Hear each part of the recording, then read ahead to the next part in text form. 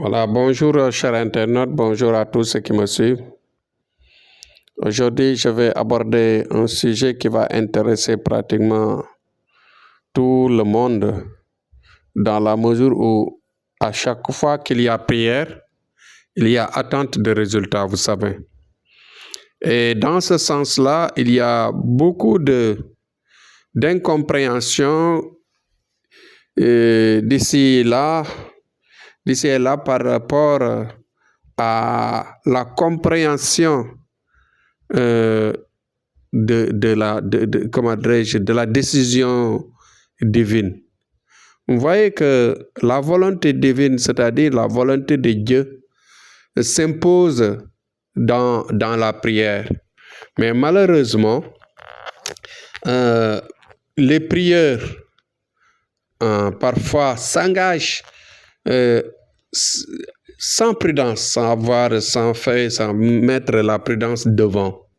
Vous voyez. Et les demandeurs de résultats aussi ne mettent pas la volonté divine aussi devant. Ce qui veut dire qu'il y a malentendu parfois au niveau des deux camps. Et que dans ce sens-là, cela peut créer des ruptures. Cela peut créer des mécontentements. Cela peut créer des séparations. Cela peut créer des incompréhensions dans la mesure où, par exemple, encore, la polémique peut se créer dans le travail. Moi, je suis entièrement désorienté quand j'entends, par exemple, quelqu'un qui cherche de la prière et qui vient nous demander, par exemple, le résultat sera quand? Est-ce que la personne peut savoir le jour de sa mort? Est-ce qu'il peut savoir l'heure de sa mort? Un marabout qui ne sait pas l'heure de sa mort, vraiment, la date de sa mort ne peut pas savoir le résultat d'un travail qu'il s'engage. Ouais. Donc, ces pièges-là, ou bien ces ignorances-là, à ce niveau, ne doivent pas se faire contrat. Nous devons maintenant prendre conscience de cela. Dites-vous bien que la prière, c'est vrai, les secrets mystiques, les secrets de la prière ont leur réalité, ont leur puissance, ont leur temps dans l'espace, c'est vrai. Mais aussi, dites-vous bien que Dieu peut observer, mais Dieu agit quand il veut. Nous devons faire attention. Nous devons faire attention de s'engager dans des travaux et en disant, par exemple, et en se mettant dans la tête que dans 2 heures de temps, dans 1 heure de temps, d'ici un mois, que les résultats vont tomber. Ouais, parce que avec l'expérience que nous avons, à chaque fois qu'est-ce qu'on observe, la prière dans la lumière ne se perd jamais. La lumière de Dieu, appelée dans la clairvoyance, dans la solitude et dans la forte invocation, ne peut pas être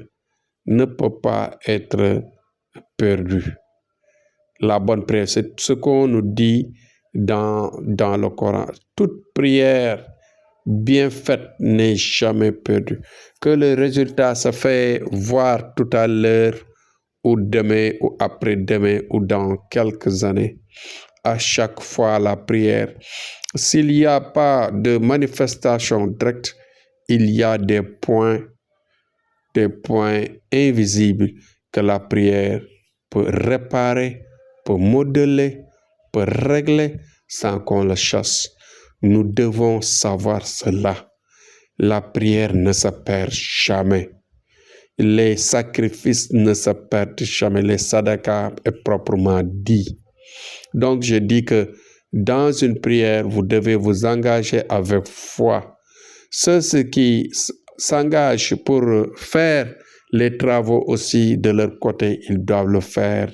Ils doivent s'y engager avec foi, c'est-à-dire ne pas dire, ne pas faire croire aux gens que vous êtes Dieu, que vous allez régler les problèmes au plus rapidement possible, au dar,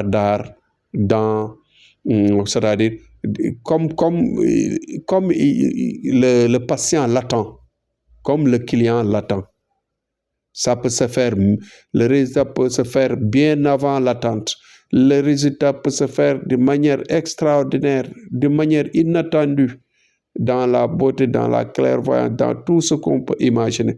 Mais aussi, les résultats peuvent, selon la volonté de Dieu, peuvent tarder.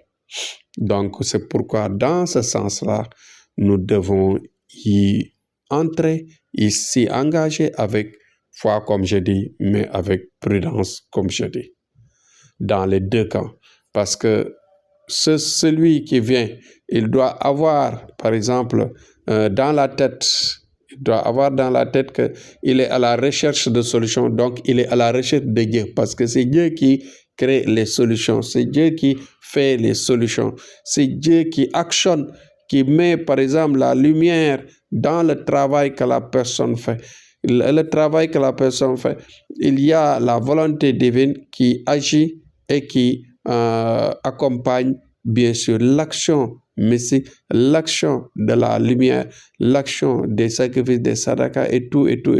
Ce qui veut dire que cela peut faciliter rapidement le montage des résultats et bien sûr la satisfaction du travail. Nous devons bien sûr faire attention dans ces contrats-là, parce que dans beaucoup de cas, il y a des ruptures, il y a des problèmes, il y a des remous et des incompréhensions à ce niveau. Qu'Allah nous mette de la lumière dans ce que nous faisons, qu'Allah nous accompagne dans ce que nous faisons, que la lumière d'Allah nous amène toutes les solutions que nous voulons, bien sûr, dans nos engagements, dans tout ce que nous faisons pour satisfaire, pour aider l'humanité.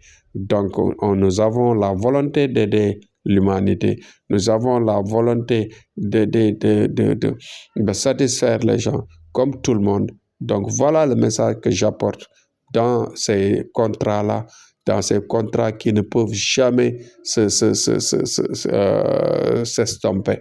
Bien sûr, tant que la vie est la vie, tant que la terre est la terre, tant que l'homme est sur terre, l'homme a besoin de tout moment de la prière. Tout moment. Et Dieu a toujours laissé ses disciples sur terre et leur a donné une lumière, une force pour cela. Donc, cette collaboration ne peut jamais être stoppée. À chaque fois, l'homme a besoin de prière.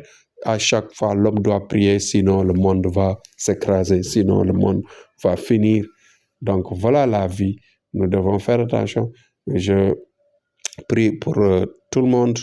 J'encourage tout le monde et je demande que la patience et que les prières soient bien faites des deux côtés.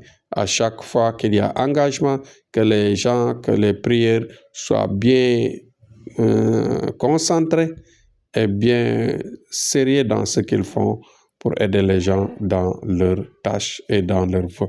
Merci, à demain, Inch'Allah, avec un autre sujet, toujours dans le sens d'aider, d'encourager et bien sûr d'informer et d'aider les gens à comprendre la vie et tout ce qui tourne autour de nous. Merci, à demain, Inch'Allah.